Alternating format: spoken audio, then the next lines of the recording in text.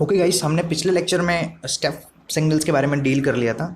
तो स्टेप में चलिए, मैं रूल लिखवाता नहीं हूँ वैसे जनरली, लेकिन चलिए आप रूल्स लिख लीजिए। अगर कुछ लोगों को लिखना लिख के रखना है रूल्स, तो ये है रूल है जो हमने किया है, उसको थोड़ा इंग्लिश में लिखा हुआ है तो अच्छा लग रहा है ज़रा, है ना। हमें ज़्यादा पढ़ना अच्छा लगता है क्योंकि हम थोड़ा इंजीनियर्स हैं, तो हमें थोड़ा कैलकुलेशन टाइप में ज़्यादा मज़ा आती है। तो आप लिख लीजिए, चलिए आपके लिए। तो मैं एक बार पढ़ के बता देता हूँ। Whenever there is a change in magnitude a step signal exist there. मतलब क्या हुआ कि अगर कहीं भी चेंज इन मैग्नीट्यूड हो रहा है, ऊपर से नीचे जा रहा है या नीचे से ऊपर आ रहा है, तो वहाँ पर स्टेप सिग्नल एग्जिस्ट करते हैं। ठीक है, ये बात हमें पता है। Magnitude of which is equal to the difference in the final magnitude. और उसका मैग्नीट्यूड क्या होगा? उसका मैग्नीट्यूड होगा फाइनल माइनस इनिशियल। और फाइनल माइनस इनिशियल कर लीजिए, या तो मेरी ट्रिक फॉलो कर लीजिए। मेरी ट्रिक क्या है कि ऊपर जाने वाले को प्लस, नीचे जाने वाले को माइनस ले लो, खत्म बात, खुश रहो। चलो आगे आते हैं। नंबर 2 पे हमारे पास रैम सिग्नल।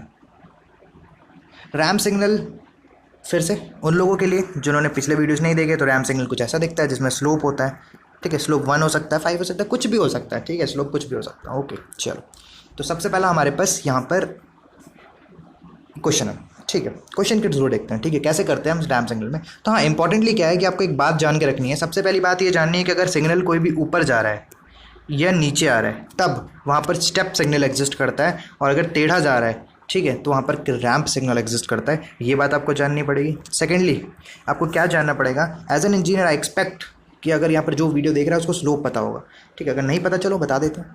ठीक है, स्लोप देखते हैं। तो हमारे पास एक स्ट्रेट लाइन है, यहाँ पर x, y1 है, और दूसरे पॉइंट पे x2, y2 है। और इन दोनों लाइन के बीच इस लाइन का स्लोप निकालना है। तो आपका स्लोप होता है m is to y2 minus y1 upon x2 minus x1। ठीक है, तो होपली मैं स्लोप निकाल के नहीं दिखाऊंगा, ये फॉर्मूला बता दिया, इस फॉर्मूले में पुट करिए अगर आपको नहीं आता है।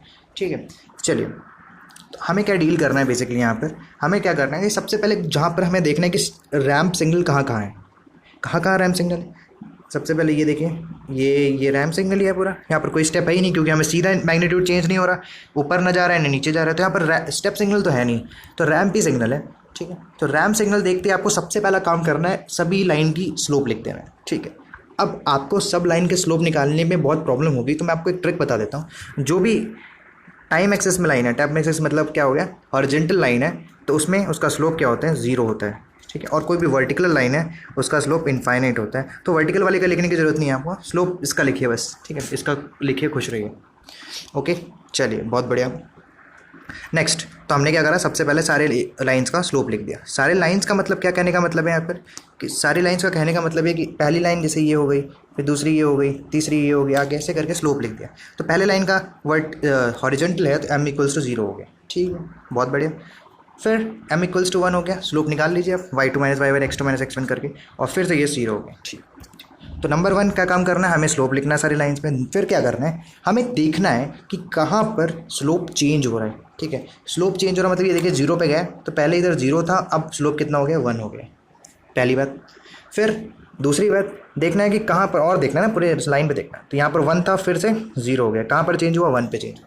तो मतलब मैं एक बार 0 पे गया हूँ, तो मैंने देखा कि पहले स्लोप 0 था, अब 1 हो गया, और अब 1 पे गया तो 1 पहले स्लोप 1 था, अब 0 हो गया। ठीक है, तो आपको ऐसे एरो मार्क कर देना। ओके, ऐसे एरो मार्क कर देना, ऐसे एरो मार दिया करो, तो आपको पता चल जाएगा कहाँ स्लोप चेंज हो रहा है। ठीक है, तो मतलब जितनी बार स्लोप चेंज हो रहा है उतने टर्म्स होंगे इक्वेशन के अंदर। जैसे कि हम पहले देखते थे ना कि अपने स्टेप में कि जितनी बार ऊपर या नीचे जा रहा होता है उतने ही टर्म्स होते थे इक्वेशन में, तो वैसे इसमें जितनी बार स्लोप चेंज हो रहा है उतने टर्म्स होंगे इक्वेशन में। ठीक है, फॉर दोस्त जिन्होंने पिछला वीडियोस नहीं देखे उनके लिए मैं बता देता हूँ, अगर ऐसा कोई स्टेप सिग्नल दे रखा है आपके पास, तो आपको उसको लिखते हैं आर ऑफ टी। क्या देखते हैं, आर ऑफ टी। ठीक है, तो जैसा कि हमें देखा कि सबसे पहले हमारा स्लोप कहाँ 0 पे चेंज हो रहा है, तो 0 पे चेंज होने वाले को आर ऑफ टी लिखेंगे, और अगला स्लोप हमारा 1 पे चेंज हो रहा है, हम उसको लिखेंगे आर ऑफ टी माइनस 1। और कितना चेंज हो रहा है, 1 से 0 जा रहा है, तो 1 से 0 जा रहा है, तो फाइनल कितना है, 0 है, और इनिशियल कितना 1 है, तो -1। ठीक है, मतलब क्या हुआ, अगर स्लोप कम होगा तो माइनस लिखना है। तो वैसे ही हम फिर से स्टेप जैसे ट्रिक बना लेते हैं अपनी। क्या ट्रिक बनाएंगे कि अगर स्लोप कम हो रहा है, डिक्रीज हो रहा है, तो आप नेगेटिव लिखोगे, और स्लोप अगर इंक्रीज हो रहा है तो आप पॉजिटिव लिखोगे। तो आप जनरली सीधी बात कर लो आके, सीधी बात क्या करोगे कि दूसरे वाले में स्लोप 1 से 2 चेंज हो रहा है, 1 से 0 चेंज हो रहा है, तो मतलब डिक्रीज हो रहा है। डिक्रीज होते ही देख के आपने सबसे पहले माइनस लगा दिया। ठीक है, माइनस लगाते ही आपने क्या किया, आर लिखा और टी लिखा। अब ये स्लोप कहाँ चेंज हो रहा है, 1 पे चेंज हो रहा है, मतलब ये डिलेड सिग्नल है, फिर t-1 जैसे उसमें करते थे सिंपल। तो हमारी इक्वेशंस क्या आ गई, आर ऑफ टी, थोड़ा साफ सफाई कर देता हूँ, r of t plus minus r t minus one. ठीक है, ये छोटी बातें हो गई। ठीक है, तो फिर से एक बार मैं बता देता हूँ आपको। कुछ नहीं किया, सब में पहले स्लोप लिखना है, स्लोप लिख के देखना है कहाँ कहाँ स्लोप चेंज हो रहा है। ठीक है, अगर स्लोप चेंज हो रहा है तो उतनी टर्म्स होंगी इक्वेशंस में, और उतनी ही टर्म्स होंगी तो फिर हमें डील करना उससे। ठीक है, पहले टर्म में कहाँ चेंज हो रहा है, जीरो पे चेंज हो रहा है, तो जीरो पे लिखते हैं आर ऑफ टी। ठीक है, क्या चेंज हो रहा है, पॉजिटिव चेंज हो रहा है तो इसलिए प्लस। ठीक है, फिर देखो 1 से 0 गया मतलब स्लोप घट गया है, माइनस पहले लिखेंगे, आर लिखेंगे। आर क्यों लिख रहे हैं, क्योंकि हमारे पास ये रैम्प सिग्नल है। ठीक है, 1 से 0 गया। ठीक है, कितना चेंज हुआ, माइनस लिख के, कितना 1 से 0 1 चेंज हुआ, 1 का चेंज हुआ, 1 लिखा। आर टी डिलेड सिग्नल है तो -1, तो हमारे पास ये आ गया। ठीक है, this is all about ramp signal, कैसे हम लिखते हैं इसके बारे में, कैसे डील करते हैं, ये ऐसे हो गई बात।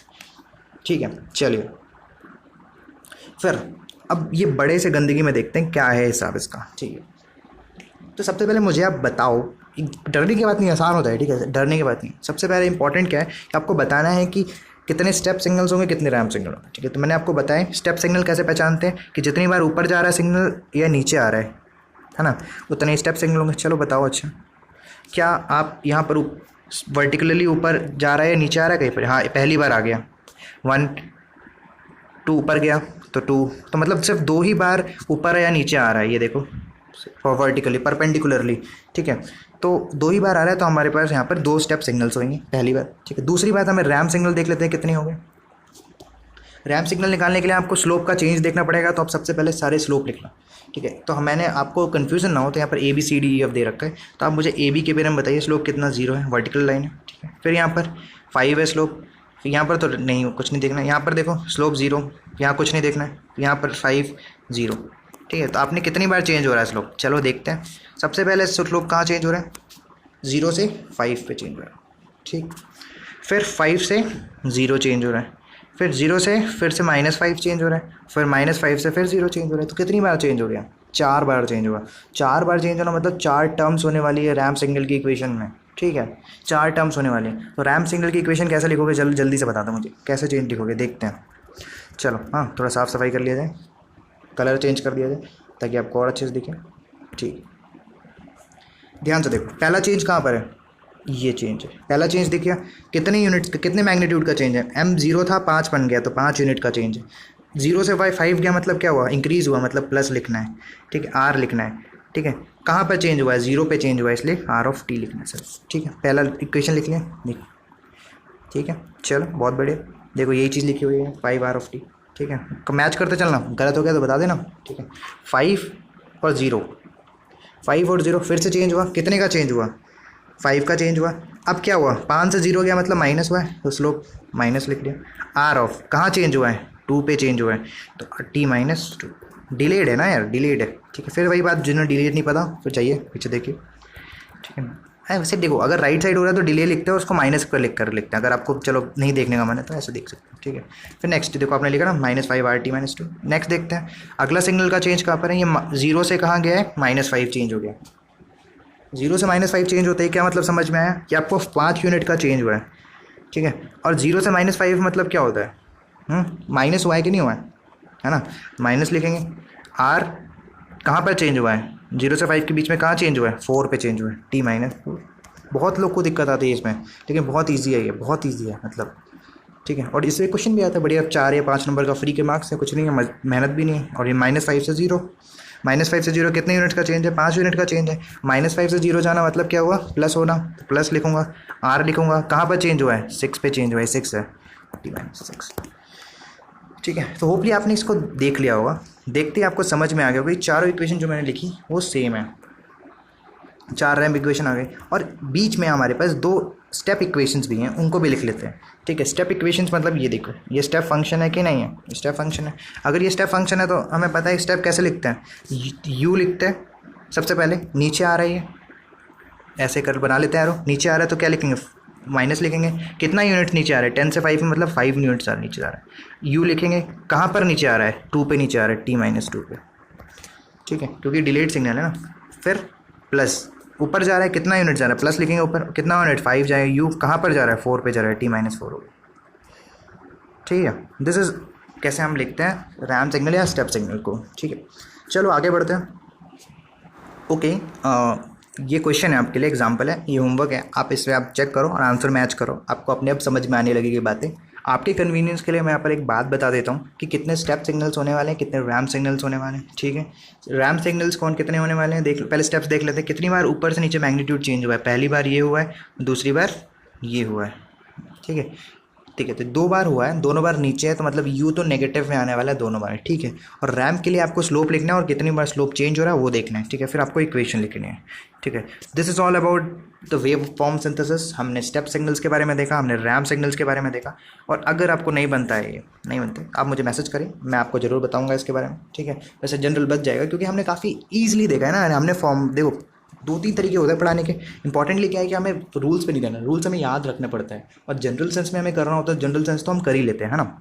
तो ठीक है, प्रैक्टिकल भी देखो यार, ध्यान रखो, ठीक है। चलो, तो अभी एंड करते हैं। वेवफॉर्म सिंथेसिस हो गया, अगला लेक्चर हमारे लैपलास पे आएंगे, और बेसिकली लैपलास करने के बाद ही, लैपलास का एप्लीकेशन करने के बाद ही हमारा लगभग यूनिट खत्म हो जाएगा एक। फिर उसके बाद हम आगे डील करेंगे इस सर्किट एंड सिस्टम पे, ठीक है। होप आपको अच्छा लग रहा हो, और अच्छा लग रहा है तो फिर अपने भाई का ही चैनल है, समझ ही रहे हो बात को, सब्सक्राइब करो। चलो, मिलते हैं।